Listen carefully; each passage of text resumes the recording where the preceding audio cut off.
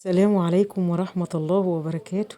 صباحكم مشرق بنور الله. اللهم صل وسلم وبارك على سيدنا محمد عدد خلقه ورضا نفسه وزنة عرشه ومداد كلماته.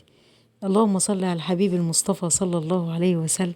تعالوا بقى يا حبيب قلبي نحول البلح الأحمر لرطب. هنعمل ايه بقى يا حبيب قلبي؟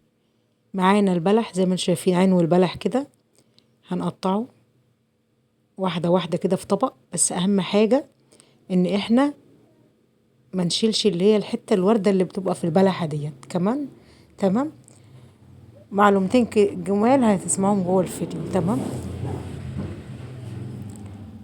هنقطع البلح كده زي ما انتم شايفين في الطبق، بس أهم حاجة إن إحنا ما نغسلش البلح.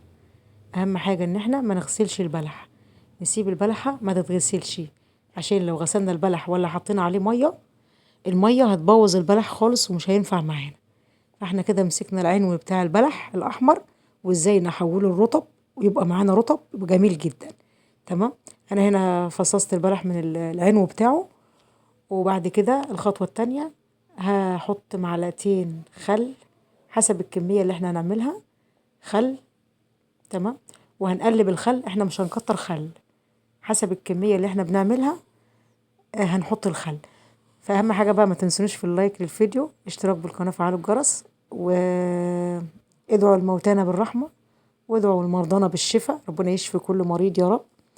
زي ما انتم شايفين كده انا بقلب البلح في الخل، عشان لازم نخلي البلح يشرب من الخل، يعني جسم البلحة كده يبقى غرقان من الخل. احنا مش هنغسلها، اهم حاجة ان احنا ما نغسلش البلح. بعد ما قلبته في الخل كده اللهم صل على حبيبنا محمد، هنحطه بقى في كيس التخزين. تمام. بس مش هنشيل الخل، نكبه، ننقي بلحة بلحة من قلب الخل ونحطها فين؟ في الكيسة بتاعة التخزين. مش هنحط الطبق كده بحاله والخل بتاعه، لا، هننقي البلح من قلب الخل كده وهنحطها في في كيسة التخزين. وزي ما انتم شايفين كده يا حبايبي، تابعوا الفيديو للآخر، وما تنسونوش بالدعاء لكل مريض، وادعوا لأمواتنا بالرحمة والمغفرة، وادعوا للمريض بالشفاء. ادعوا لجوزي كده بالشفاء، ربنا يتم شفاء على خير. تمام. دعوة الغريب في ظاهر الغيب إن شاء الله مستجابة. بس أهم حاجة إن احنا ما نغسلش البلح، وأهم حاجة في الكيس نفرغ الهواء من الكيس. احنا هنا بنفرغ الهواء من الكيس علشان ما يبقاش فيه هواء جوه الكيس. وبعد كده هنربط كيسة التخزين ونضغط كده عليها بإيدينا، نبططها كده. تمام. وهنعمل ايه الخطوة التانية بقى؟ تابعوا معايا الفيديو للآخر، واذكروا الله وصلوا على الحبيب.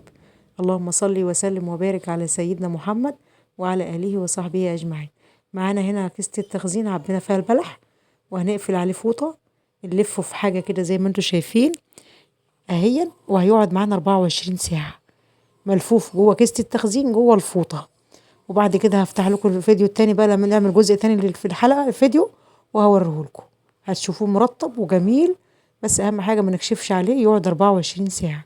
دمتم في رعاية الله.